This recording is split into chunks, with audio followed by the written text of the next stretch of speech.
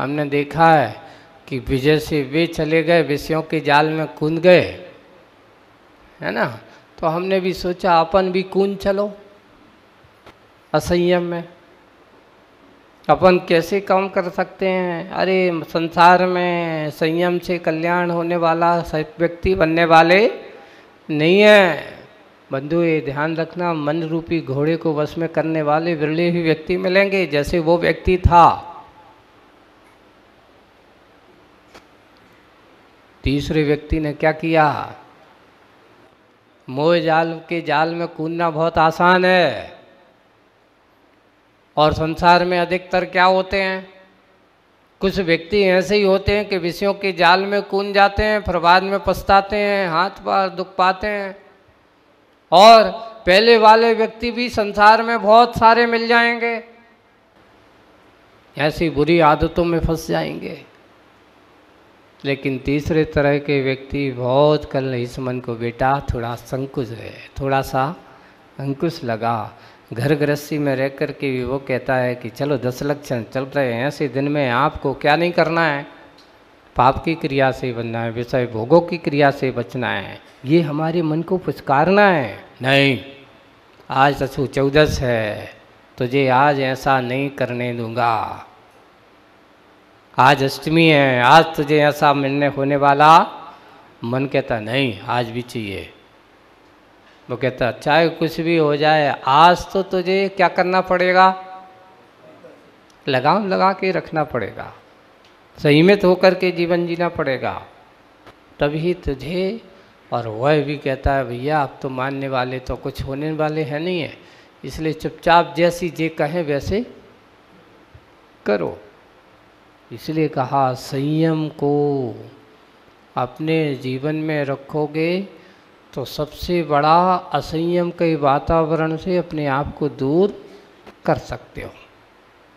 असंयम का दशा कैसी है? एक बात बहुत अच्छा, एक पुस्तक पढ़ रहा था और उसको फिर हमने इस पे घटाया कि संसार में आज की दशा कैसी है। तो बोले कि जैसे आटे का दीपक बनाया हमने, है ना, आटे का दिया या कुछ भी आटे का हमने एक दीपक बनाया। बोले बाहर रखते हैं तो कौवा उसके ऊपर टूटते हैं। बाहर रखते हैं तो आटे के दीपक को आप बाहर रखोगे तो क्या होगा? कौवा चारों तरफ से गिद्वारा मचाते हुए आएंगे और उस दीपक को खाएंगे। और अंदर रखते हैं तो चूहों का डर, अंदर चूहे हैं, बाहर कौवे हैं, अब क्या करें, रखूं कहाँ? तो बोले कि दशा यही है संयम की। बाहर जाओगे तो क्या होगा? कौवों से पीछा छुड़ाना मुश्किल काम है। विषय कसाय मोह राग देश, ऐसे समय में एक कहावत है, शराबी को शराब पीने वाले कहीं ना कहीं से ढूंढ ही लेता है। गंजेड़ी कभी गांजा पीने वाले को कहीं ना कहीं से ढूंढ ही लेता है। नशेड़ी आदमी व्यक्ति कहीं ना कोई नशा करने वाला जहाँ जाएगा आसपास घूमेगा और उसको ढूंढ ही लेता है। बैठ करके अभी हम लोग आते हैं, जो नशा पानी आदि इस प्रकार के करने वाले उनकी दशा क्या है? अभी कहाँ ऐसे ऐसे स्थानों पे जाकर के बैठ कर के पिएंगे जहाँ लोग कभी बैठते भी नहीं होंगे। यहाँ आकर के बैठ कर के चुपचाप, कोई देखे ना, कोई अच्छा नहीं, सबके सामने पिएंगे तो क्यों? शराब पीता है, पीता तो है, पी कर के आएगा, उसका असर दिखाएगा। और इतना है, जब आदमी शराब पीता है तो उसको पता नहीं रहता कि मैं कौन हूँ। वो तो सोचता है कि दुनिया से इसमें सोई खूब बड़ा मैं आदमी हूँ। होश ही नहीं रहता मैं क्या बोल रहा हूँ। ऐसा ही है। एक प्रसंग एक जगह का, बिल्कुल सही घटना बताता हूँ, नगर की बात है। अपनी ही समाज का एक व्यक्ति था, दूसरे समाज का नहीं है, लेकिन क्या करे, गलत संगति में फंस गया, नीच लोगों की संगति में था। प्रतिदिन शराब पीना, और बिल्कुल सिंगल हड्डी का आदमी, दुबला पतला, लेकिन बातचीत में ऐसा लगता है कि इससे बड़ा वीर तो कोई दुनिया में है ही नहीं। अगर कोई जोर से चांटा मार दे तो चक्कर खा के गिर जाए, हिम्मत है नहीं। लेकिन बातचीत में इतना चिल्ला चोट करता है, इतना बोलता है, इतना बोलता है, और जब वो शराब पी करके आ जाए फिर तो पूरे गली मोहल्ला वालों को भी, तो बेबी सोचती थी ऐसे समय पे बोलने से कोई फायदा है नहीं। एक दिन भाई साहब आए अच्छी पी पा करके, और अब उस समय नालियां हैं आजू बाजू बह रही हैं, और बैलेंस नहीं बना पाए और जा कर के सीधे कहाँ, नाली में गिर गए। अब गिर जाने के बाद नाली में तो पड़ा है, गालियां किसको दे रहा है, नगर पालिका वालों को, है ना। ये नगर पालिका वाले कितने मूर्ख हैं। ये नहीं बोला कि मैं क्या बोल रहा हूं, बोले कि दिन में नालियों को साइड में कर देते हैं, रात में बीच में कर देते हैं। भाई तू नाली के पास गया कि तू नाली तेरे पास आई थी। गालियां दे रहा है, सब लोग उसको सुन रहे हैं, हंसी आती है। वाह, देखो ये कहलाता है शराब का नशा। उसे ये पता नहीं कि मैं नाली में जाके गिराऊं, नहीं। इसलिए आपने यहाँ लिखा ना कि अपना जो विपरीत ज्ञान, जो तीन मिथ्या ज्ञान का असर है, तो उसमें कैसा, उन्मत्तवत, ऐसा उदाहरण दिया, शराबी की तरह है। शराब के नशे में उसे पता नहीं रहता कि मैं क्या बोल रहा हूँ। गालियाँ दे रहा है, गालियाँ दे रहा है, चिल्लाता जा रहा है, सब उसको देख रहा है। जा कर के घर वालों से कहा भैया जाओ, तुम्हारे पिताश्री तो नाली में पड़े हैं, ले आओ। बेटा वगैरह आए, अब उन्होंने वैसे तैसे उनको हाथ दिया। अब जा कर के उनको बस एक ही सूत्र है, सबके सब प्रशासन वाले खाने हैं, खाऊ खोर हैं, सब रिश्वतखोरी हैं, ऐसा करते हैं, वैसा करते हैं। यही मोही की दशा, संसारी की दशा है। आज व्यक्ति को अपनी गलती नहीं दिखाई देती। किसकी गलती दिखाई देती है? अरे महाराज हम तो बहुत अच्छे हैं, सामने वाला आदमी ऐसा नहीं करता तो हमारा क्या होता, अच्छा होता। वो सबसे ज़्यादा आदमी खराब वो वाला खराब है। दृष्टियाँ हमारी यही है, प्राणी संयम हमारा ऐसा ही है। बुरा है, न्याय नीति का मार्ग नहीं अपनाएंगे, अन्याय का मार्ग अपनाएंगे और चाहेंगे क्या, न्याय की बात। देखो एक बहुत अच्छा उदाहरण आपको देता हूँ। जब महाभारत का युद्ध चल रहा है, हाँ, और महाभारत का युद्ध ये चल रहा है, तो दुर्योधन के पक्ष में भीष्म पितामह जैसे, द्रोणाचार्य जैसे महाधुरंधर और बड़े बड़े योद्धा हैं। पांडवों के पास बड़े बड़े योद्धा नहीं हैं, उनके पास इतनी बड़ी सेना भी नहीं है। पर हो ये रहा है कि दुर्योधन की सेना हार रही है। महाराज समझ में नहीं आ रहा है, हमारी सेना में उत्साह क्यों नहीं है और पांडवों की सेना में उत्साह क्यों है? छोटी सी सेना होने के बावजूद भी आज हमारी सेना पर भारी क्यों है? एक दिन वो दुर्योधन जाकर के युधिष्ठिर के पास, जब संधि काल हो जाता है ना तो युद्ध बंद हो जाता है, तो अब बड़े भाई के पास जाकर के उनके सेना कक्ष में वहाँ पहुँच गया और उनके पास गया तो युधिष्ठिर अब भाई के नाते आया है, तो उससे बातचीत उसने कहा, उन्होंने कहा भाई ये बताओ, तुम्हारी सेना इतना आक्रमण और जोश दिखाई दे रहा है और आपकी सेना, हमारी सेना में इतना जोश क्यों नहीं दिख रहा,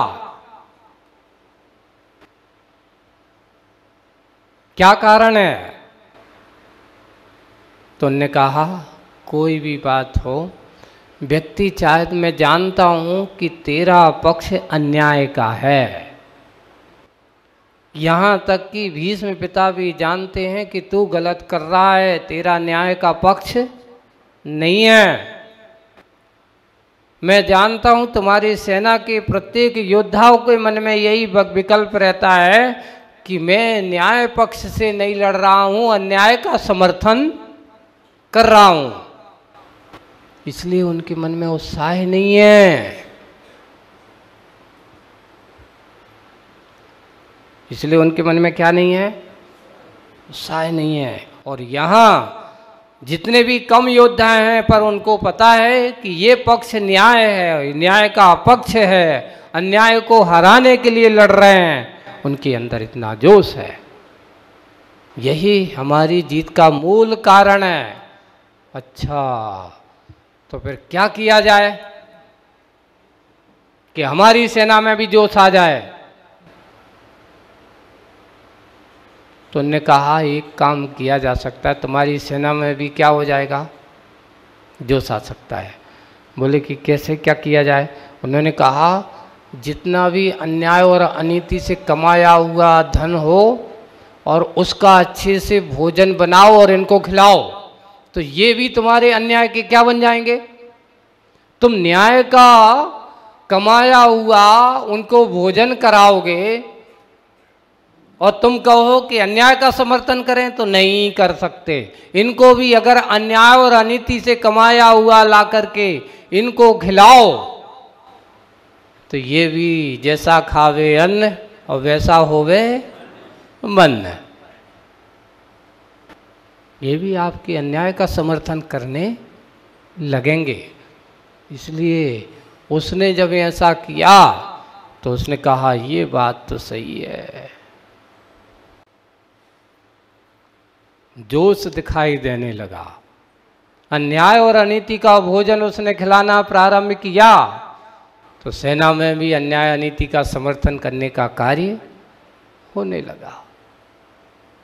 बंधुओं, आपको ये उदाहरण से यही है कि देखिए, एक संयमी का भी भोजन होता है और एक असंयमी का भी भोजन होता है। भोजन दोनों करते हैं, वही भोजन वही करते हैं, आपके साधु भी वही करते हैं और आप भी वही भोजन करते हो। पर भोजन में अंतर कितना है?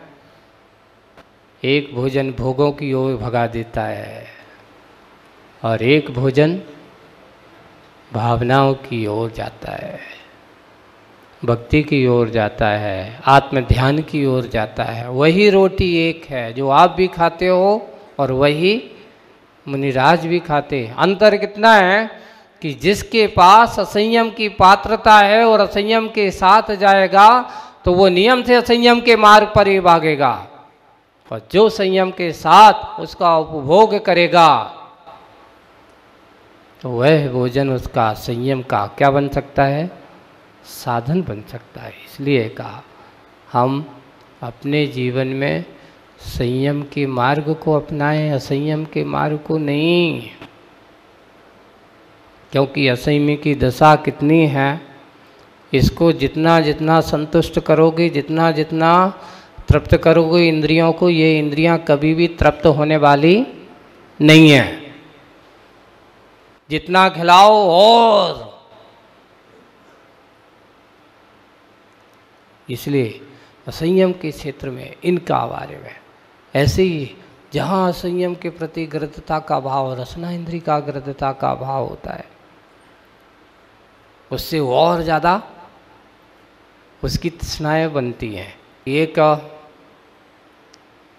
ब्राह्मण जी या एक पंडित जो हैं, उनके यहाँ अब वो पता चल जाए कि आज फलाने के यहाँ क्या है श्राद्ध का, अब उससे जाएंगे तो फिर वहाँ रोटी वोटी थोड़ी खाएंगे, फिर तो क्या खाएंगे? अच्छे से मिठाई उठाई रोज़ थोड़ी खाने मिलती है, और अच्छे से बढ़िया वहाँ पर उन्होंने सुंदर सुंदर अच्छे बेसन के उनके मनपसंद अच्छे शुद्ध घी के बने हुए क्या मिल गए? लड्डू मिल गए, और साथ में अपने बेटे को भी ले गए कि चलो तुम भी चल। उसको भी ले गए। अब रसना इंद्री का कंट्रोल, जिनके पास नियम संयम नहीं है तो वो ऐसे ही असंयम के दायरे में रहते हैं। चालू हुआ लड्डू के एक के बाद एक, एक के बाद एक, एक के बाद एक। बेटा भी बाजू में बैठा, वो भी खाता जा रहा है। खाते खाते बेटे को थोड़ा सा गले में फंस गया होगा, है ना, तो वो उठा, पानी का गिलास लिया, पानी पिया, पीने लगा। तो पिता गए और उसकी गाल पर एक छांटा दिया। पानी पीना था तो आया क्यों? तो बेटा तो बाप से भी ज़्यादा था। बेटा भी किससे ज़्यादा था? बाप से ज़्यादा। अरे का पिताजी तुम समझते नहीं हो, मैं तो थोड़ा सा गला साफ करने आया था और उसके बाद भी 3-4 लड्डू और खाया। तो पिताजी ने फिर एक छांटा मारा, मुझे क्यों नहीं बताया तूने? मैं भी ऐसा करता, 2-4 और खा लेता, अकेले आते रहता। बंदियों, आज की दशा यही है, आदमी को भोग करे, दूसरों को देखे, दूसरों की तृष्णाएं ऐसी बढ़ती हैं। तो बंधुओं, ऐसी तृष्णा वालों की कभी भी कल्याण हो सकता है? अति गृद्धता, हमारी इंद्रियों के प्रति आसक्ति हो, इंद्रिय संयम नहीं हो। इंद्रिय संयम के बिना आज तक किसी का कल्याण नहीं हुआ। इसलिए पहले इनको संयमित करो, इनको संभालो। 5 इंद्रियां आपको मोक्ष का रास्ता दे सकती हैं, तो 5 इंद्रियां तुम्हारे नरक का रास्ता भी दे सकती हैं। चाहें तो आपके लिए ये घोड़े की भांति ये मन तुम्हारा है, अगर चाहो तो इसको अच्छे पुचकार पुचकार के प्रेम के साथ इससे काम लो, तो ये तुम्हें मंजिल तक पहुंचाने वाला भी हो सकता है। इसलिए मन को थोड़े इंद्रियों की दासता के साथ मत लगाओ, उस इंद्रियों के साथ रहकर के इसका काम करो, आपको मंजिल तक पहुंचा देगा। इसलिए पूज्य आचार्य भगवान की जो हाइको है, आस्था और बोध संयम की कृपा से क्या पाते? मंजिल पाते हैं। हम सब ऐसे ही बोधवान बने, अपना अंदर का बोध जगाने की कोशिश करें।